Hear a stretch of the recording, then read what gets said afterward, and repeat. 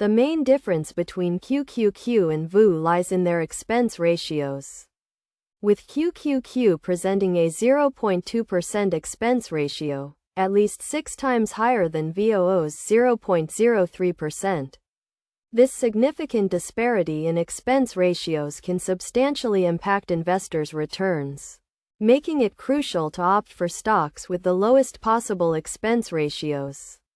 As a result, VOO emerges as the more favorable option in this category due to its minimal expense fee.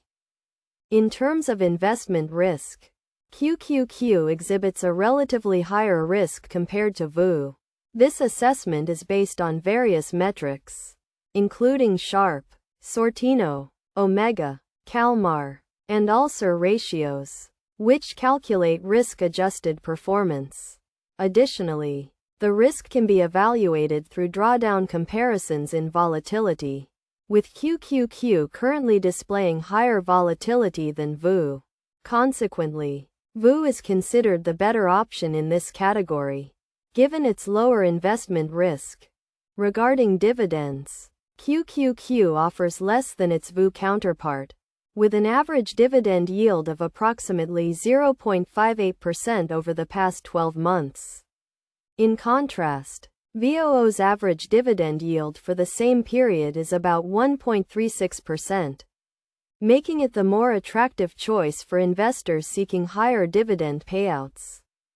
Despite these differences, QQQ and VOO share some similarities. Both are passively managed to track the performance of their respective underlying indices. They also exhibit relatively high volatility, which affects the fluctuations in their prices.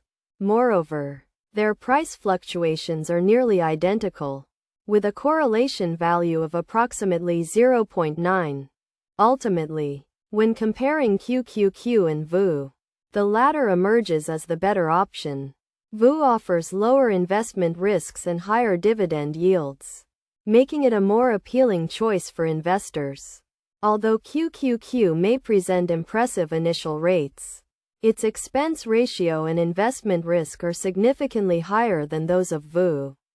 Overall, VOO is considered the more favorable option due to its lower expense ratio, lower